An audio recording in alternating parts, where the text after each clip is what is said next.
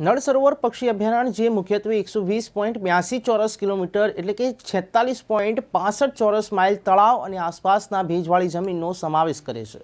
એ ભારતના ગુજરાત રાજ્યમાં સાણંદ ગામ નજીક અમદાવાદની પશ્ચિમે લગભગ 64 કિલોમીટર દૂર આવેલું છે।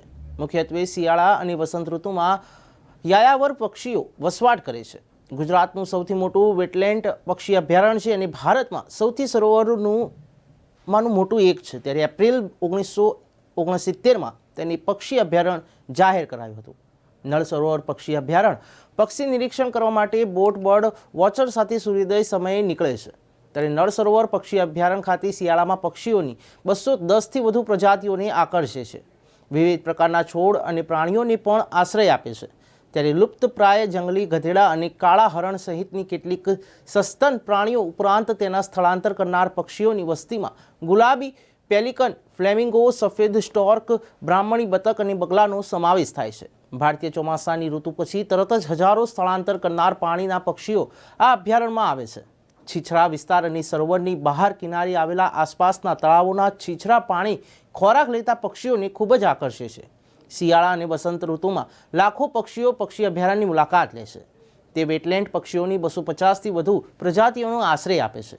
જાંબલી, મુરહન, પેલિકન, ઓછા ફ્લેમિંગો અને મોટા ફ્લેમિંગો, સફેદ સ્ટાર્ક, બ્રિટન્સની 4 પ્રજાતિઓ, ક્રેકર્સ, ગ્રીપ્સ, બ્રાહ્મણી બતક એટલે કે રડ્ડી, શેલડક અને બગલા સહિત ઉત્તરથી શિયાળુ સ્થળાંતર કરનારાઓની નળ સરોવરની મુલાકાત લે છે।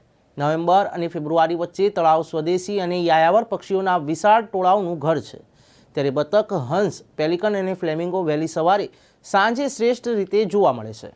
ત્યારે અભયારણ્યની મુલાકાત વ્યક્તિગત વાહન, ટેક્સી દ્વારા દિવસના પ્રવાસ તરીકે શ્રેષ્ઠ રીતે થઈ શકે છે, કારણ કે બસો અવારનવાર આવતી હોય છે। ત્યારે પ્રવાસીઓ માટે પાર્કિંગથી લઈને કેટલીક પ્રાથમિક સુવિધાઓ ઉપલબ્ધ છે। તળાવની જગ્યા સુધી વાહનો જઈ શકે એવી વ્યવસ્થા પણ છે।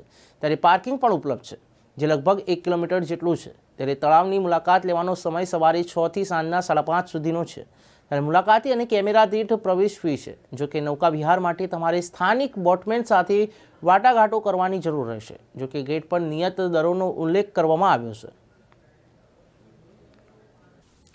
ગીતાંજલિ દેવમણી અહીંયા અમે નળ સરોવરની મુલાકાતે આવ્યા છીએ। મને મોટાભાગે કુદરતી સ્થળોનું પસંદગી કરવાનું વધારે ગમે છે, એટલા માટે આજે નળ સરોવર બાળકો સાથે આવ્યા છીએ અને પ્રકૃતિની વચ્ચે રહીને જે માનસિક શાંતિ અને આનંદ મળી રહ્યો છે એની તુલનાએ કોઈ પણ વસ્તુ ના આવે। અને અહીંયા ખરેખર દરેક ગુજરાતીએ તો ચોક્કસ આવવું જ જોઈએ। બહુ મજા આવી અહીંયા। હજી પક્ષીઓ એટલા આવ્યા નથી, 50% જેટલા પક્ષીઓ જોવા મળે છે। થોડી ઠંડી વધશે એમ પક્ષીઓ અહીંયા વધારે પ્રમાણમાં આવશે, પણ અત્યારે પણ ઘણા ખરા પક્ષીઓ અમને જોવા મળે છે અને બાળકોને પણ મજા આવી રહી છે। એટલે ચોક્કસ દરેક પ્રવાસીઓએ, દરેક ગુજરાતીઓએ અહીંયાની મુલાકાત ચોક્કસ લેવી જ જોઈએ। મારું નામ ઋતિકા છે। આજે અમે નળ સરોવરની મુલાકાત લેવા આવ્યા છીએ। એમાં ઘણા બધા પક્ષીઓ જોવા મળ્યા છે, પણ હજુ થોડા ઓછા જોવા મળે છે, પણ સારું છે। હા, એટલે ખૂબ મજા આવી, તો અહીંયા જરૂરથી મુલાકાત લેવી। DM Solanki, in charge ACF Nal Sarovar. Nal Sarovar પક્ષી અભયારણ્ય ગુજરાતના અમદાવાદ જિલ્લામાં આવેલું છે। નળ સરોવર પક્ષી અભયારણ્યનો વિસ્તાર 120.85 ચોરસ કિમી છે। નળ સરોવરના અંદર વિવિધ દેશોમાંથી યાયાવર પક્ષીઓ આવે છે, જેવા કે ભુણામલી ઢોગલી, કાબરો કલકલિયો, પિત્સર પીળકિયો, કેચ પૂંછલી, નીલ જળમૃગો, શ્વેત માંજર, મોટો કાજિયો, નાની મુરગી, નાની ડૂબકી, નાની સિસોટી બતક, પેન્ટેસ્ટ્રોક, ગ્રે હેરોન, સ્પૂનબિલ, ડક્સની વેરાયટીઝ, વેડર્સની વેરાયટીઝ અને કોમન ક્રેનની વેરાયટીઝ। આ વિદેશી પક્ષીઓ આપણા ભારતના મહેમાન બને છે અને અહીંયા 4 મહિના રોકાણ કરે છે। નળ સરોવર પક્ષી અભયારણ્યના અંદર પાણી છીછરું હોવાથી સારી એવી માત્રામાં વિદેશી પક્ષીઓ આવે છે। અહીંયા આગળ શિયાળાની સિઝન દરમિયાન એમને પૂરતા પ્રમાણમાં ખોરાક અને પ્રોટેક્શન માટે રહેતું હોવાથી પક્ષી અભયારણ્યમાં મુક્ત રીતે વિહરવા આવે છે। નળ સરોવર એ આપણી ગુજરાતની શાન છે। નળ સરોવર પક્ષી અભયારણ્યને બચાવવા અને સંવર્ધન માટે સરકાર પણ કાર્યક્ષમ રીતે કાર્ય કરી રહી છે। નળ સરોવરના અંદર શિયાળા દરમિયાન ગુજરાત તેમજ ભારત દેશમાંથી પ્રવાસીઓ આવે છે અને એ પ્રવાસીઓ આનંદ માણી જાય છે, પક્ષીઓના કલરવનો અવાજ સાંભળે છે, વિવિધ પક્ષીઓની ઓળખ કરે છે અને પક્ષીઓ એ આપણે કુદરતમાં પણ એક અગત્યનો મહત્ત્વનો ભાગ ભજવતા હોય છે। हम महाराष्ट्र से पूरे फैमिली आई थी, गुजरात घूमने के लिए आए थे। पहले हमने गरुड़ेश्वर किया, बाद में स्टैचू ऑफ यूनिटी देखी और अभी इधर बर्डिंग के लिए आए थे।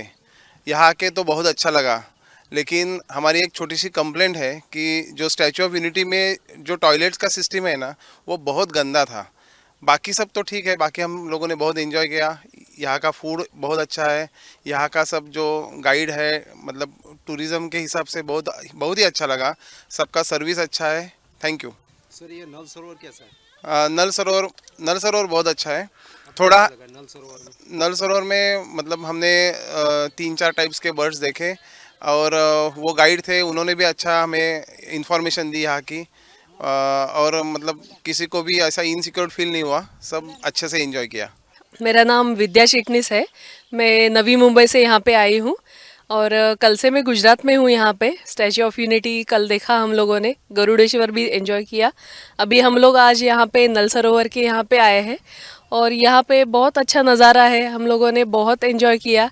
जो बर्ड्स वगैरह है वो बहुत अच्छे हैं। यहाँ पे जो गाइड थे हमारे, उन्होंने भी अच्छी हमें मतलब इन्फॉर्मेशन दी और साइट सीइंग भी अच्छा किया और हम लोग सब हैप्पी है। अभी आगे हम लोग जा रहे हैं गिरनार ऐसे, और आगे हम लोग और 4-5 स्पॉट देखकर फिर वापस मुंबई जाने वाले हैं। मैं मुक्ता बात कर रही हूँ और हम हैं सांगली महाराष्ट्र से, और यहाँ पे नल सरोवर देखने के लिए आज हम आए थे। बहुत बढ़िया नज़ारा है, बहुत हर तरह के पंछी हमको देखने के लिए मिल गए, और सबसे अच्छा तो ये जो कमल का वाड़ी है वो ये टूर गाइड ने हमको दिखाया है और ये माला भी हमको बना के दी है, तो बहुत ही अच्छा लगा और बहुत अच्छा एक्सपीरियंस था। मैं मकरंद, मैं महाराष्ट्र से एक ग्रुप लेके आया हूँ। मैं 5वीं बार नल सरोवर आया हूँ एंड लाइव रिपोर्टिंग फ्रॉम नल सरोवर। आप मेरे पीछे देख रहे हैं नल सरोवर का नज़ारा। बहुत से जगह पे पक्षी अभयारण्य रहते हैं, लेकिन नल सरोवर ये बहुत ही बढ़िया जगह है। यहाँ पे हर सीज़न में माइग्रेटरी बर्ड आते हैं, अलग अलग महीने में अलग अलग आपको बर्ड्स देखने को मिलेंगे। जैसे हमने अलग तरह के अफ्रीका से आए हुए, फिर साइबेरिया से आए हुए, फिर ऑस्ट्रेलिया से आए हुए बर्ड देखे। यहाँ पे सिस्टम बहुत अच्छा बना है। आप जब भी टिकट बनाते हैं वहाँ से लेके टूर गाइड तक सब सिस्टम यहाँ पे आपको विथ बिल मिलता है। कोई भी इधर चीटिंग नहीं होती है। आप ज़रूर आइएगा। और नल सरोवर ये पंच महासरोवर में गिना जाता है। नल राजा जो था, नल दमयंती, उनके नाम से इसका नल सरोवर नाम पड़ा है। और आपको गुजरात में विजिट करते समय नल सरोवर हमेशा विजिट करनी ही चाहिए। मैं हमेशा मेरे सब टूर को लेके आता हूँ तो नल सरोवर का एक विजिट रखता ही हूँ। और यहाँ आइए, बोटिंग का मज़ा उठाइए। बहुत अच्छे लोग हैं। बीच में जो आइलैंड्स है वहाँ पे आपको काठियावाड़ी टिपिकल खाना मिलेगा। बाजरे की रोटी जैसी मिलेगी, गुड़ है, उनकी चटनी है, सेव टमाटर की सब्जी रहती है, और उसका लुत्फ ज़रूर उठाइएगा। वो बहुत बढ़िया बनाते हैं यहाँ पे। और यहाँ पे उससे पूरी इकोनॉमी इस झील पे चलती है, आजू बाजू के गाँव की। तो आप जब यहाँ टूरिज़्म करके आते हैं तो उसमें भी आप सपोर्ट कर रहे हो। तो आप ज़रूर आइएगा। नल सरोवर ये बगोदरा के पास है, राजकोट हाईवे पे बहुत नज़दीक स्पॉट है और यहाँ पे सुविधाएं बहुत अच्छी है।